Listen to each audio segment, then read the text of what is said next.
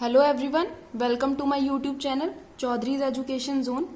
जैसा कि मैंने आप सबको अपनी लास्ट वीडियो में बताया था कि हमारे बीएड फर्स्ट ईयर में 2 पेडागॉजी सब्जेक्ट्स होते हैं। तो आज ये वीडियो पेडागॉजी सब्जेक्ट्स की रिगार्डिंग होगी कि पेडागॉजी सब्जेक्ट हमें कैसे चूज करने चाहिए और कॉम्बिनेशन ऑफ सब्जेक्ट क्या होता है।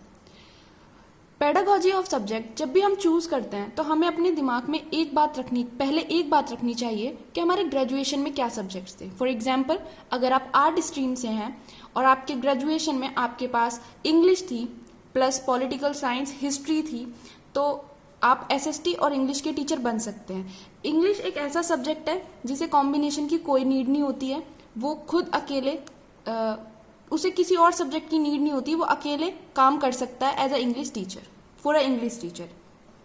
बट अगर आपको एसएसटी का टीजीटी टीचर बनना है तो आपको ये ध्यान रखना होगा कि ग्रेजुएशन में आपके पास इन 4 सब्जेक्ट में से कौन से सब्जेक्ट थे।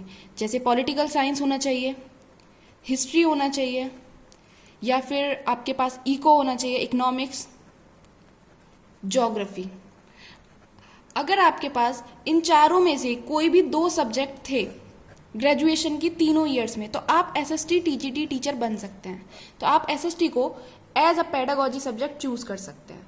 तो आप पहला पेडागॉजी सब्जेक्ट इंग्लिश चूज कर सकते हैं प्लस सेकंड वाला एसएसटी ले सकते हैं। अब ये आप पे डिपेंड करेगा कि आपको टीजीटी टीचर किसका बनना है, इंग्लिश का या एसएसटी का। इन द सेम वे, अगर ग्रेजुएशन में आपके पास हिंदी थी और एसएसटी के सब्जेक्ट्स भी थे, तो आप हिंदी प्लस एसएसटी यानी कि pedagogy subject 1 Hindi, pedagogy subject 2 SST choose कर सकते हैं। अगर आपको हिंदी टीजीटी टीचर का टीचर बनना है तो आपको ये ध्यान रखना होगा कि आपके पास ग्रेजुएशन में हिंदी के साथ साथ संस्कृत भी हो, क्योंकि हिंदी कभी भी अकेले काम नहीं कर सकता। हिंदी एक ऐसा सब्जेक्ट है जिसको कॉम्बिनेशन की नीड होती ही है, हिंदी प्लस संस्कृत, तब जाकर आप टीजीटी हिंदी टीचर बन पाएंगे। अब जब आप पेडागॉजी 1 हिंदी लेंगे और पेडागॉजी सब्जेक्ट 2 संस्कृत लेंगे, तो अब आप पे डिपेंड करेगा कि आपको टीजीटी टीचर हिंदी बनना है या संस्कृत। संस्कृत सेम इंग्लिश की तरह है, उसको किसी भी सब्जेक्ट की नीड नहीं होती है। संस्कृत अकेले काम कर सकता है, बट हिंदी को संस्कृत की नीड होती है। ये था आर्ट स्ट्रीम वालों के लिए। नाउ अब हम साइंस स्ट्रीम की बात कर लेते हैं।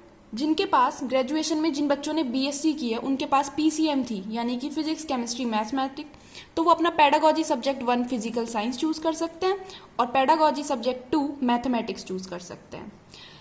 और जिन बच्चों के पास बायो थी, बायोलॉजी यानी कि पीसीबी, तो वो अपना पेडागॉजी सब्जेक्ट 1 फिजिकल साइंस ले सकते हैं और पेडागॉजी सब्जेक्ट 2 बायोलॉजी ले सकते हैं। In the same way, commerce stream वाले बच्चे जिन्होंने 3 साल तक कॉमर्स पढ़ी होती है ग्रेजुएशन में, वो पेडागॉजी सब्जेक्ट 1 यानी कि पेडागॉजी सब्जेक्ट 1 कॉमर्स ले सकते हैं और पेडागॉजी सब्जेक्ट 2 एसएसटी।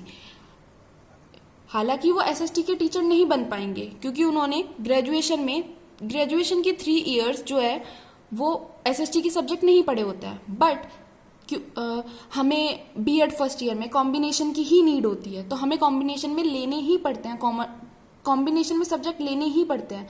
तो इसलिए कॉमर्स के साथ बच्चे एसएसटी ले लेते हैं, या फिर जिन बच्चों ने मैथ्स पढ़ी होती है तो वो कॉमर्स के साथ मैथ्स ले लेते हैं। I hope this video will help you to choose the pedagogy subjects carefully, and if you like my video please do like, subscribe and comment। अगर आपको मेरी वीडियो के रिगार्डिंग या पेडागॉजी के सब्जेक्ट्स के रिगार्डिंग कोई भी कंफ्यूजन है तो प्लीज कमेंट कीजिए। I will try to give answer